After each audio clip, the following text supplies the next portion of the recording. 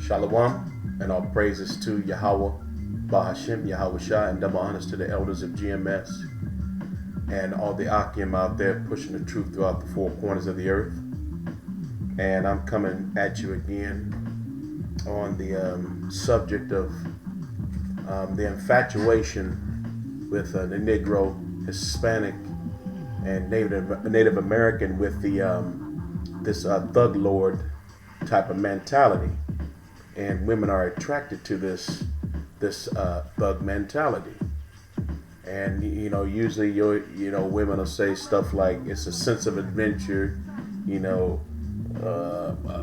L7, he's just he's so boring. He's just not excited enough. And I never just understood how hard jail time and being locked up with thousands of men and having so many bullet holes in you that when you drink a glass of water, that the water sprouting out like your water fountain because you have so many holes in you. I never understood how somebody could desire to live like that, because when you take on a man like that who lives that type of lifestyle, he's balling out of control.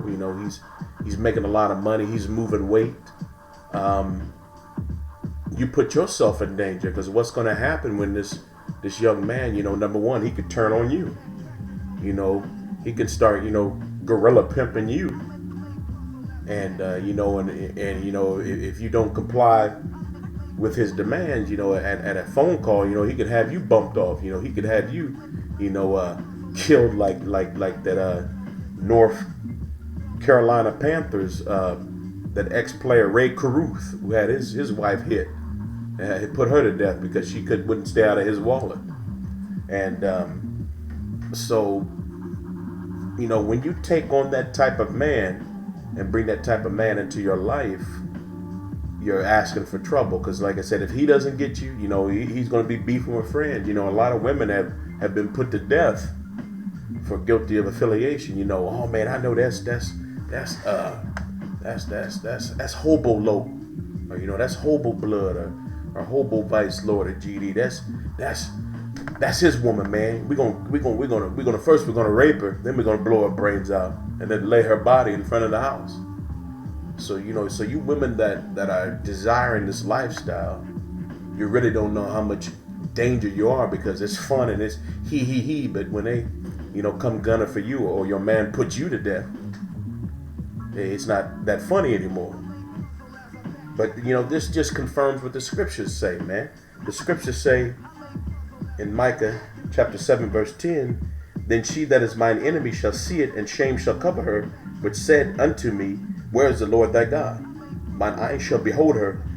Now shall she be trodden down as mire in the streets. And you women are being trodden down already as mire in the streets, and you haven't even felt the full magnitude and the full force of what's going to happen to you when these racial riots happen and this martial law ensues and these FEMA camps come.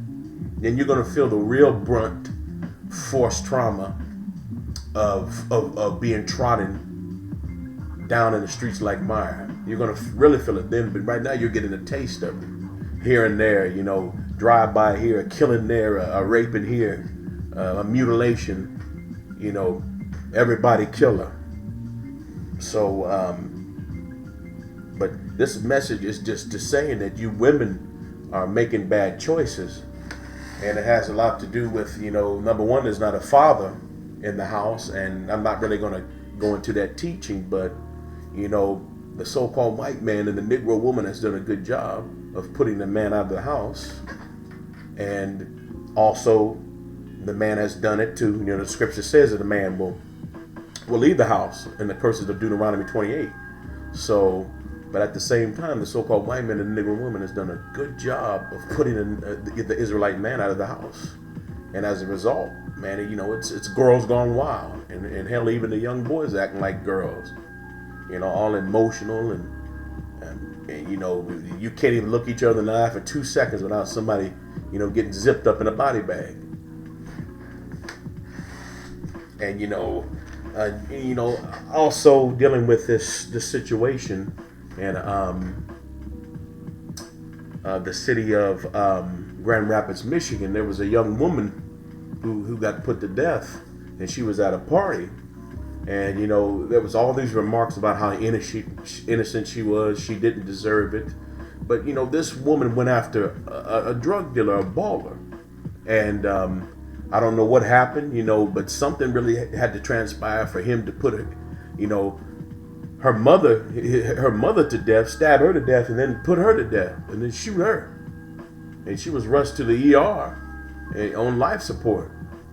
And I'm not really sure if she's perished yet, but things wasn't really looking good. And no, she was not innocent. You know, the scriptures clearly say in Job chapter 4, verse 7, remember, I pray thee, whoever perished being innocent, or where were the righteous cut off. So she was obeying the law, statutes, commandments, and having her ass in a house instead of being at some house party. And when she was probably screwing around with another guy, and he got mad and he put her to death, blew her brains out of, you know, blew her away. And no, she was not innocent.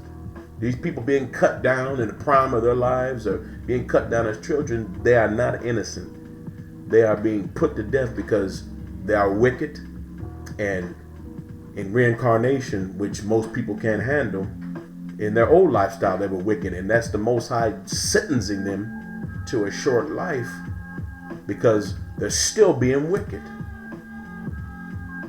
So, you know, like it says in Job 4:7, you know, none being innocent were the righteous cut off. So if you're living righteous and obeying the law, statutes, and commandments, and knowing that you're a Hebrew Israelite instead of calling yourself a Mexican or a Puerto Rican or a Chilean, or you know, I'm from Uruguay and Colombia and so forth. I'm a Haitian Jamaican. If you're going by that, you're putting yourself in harm's way. You're putting yourself for the Most High, you know, to pull your card and to punch your clock up.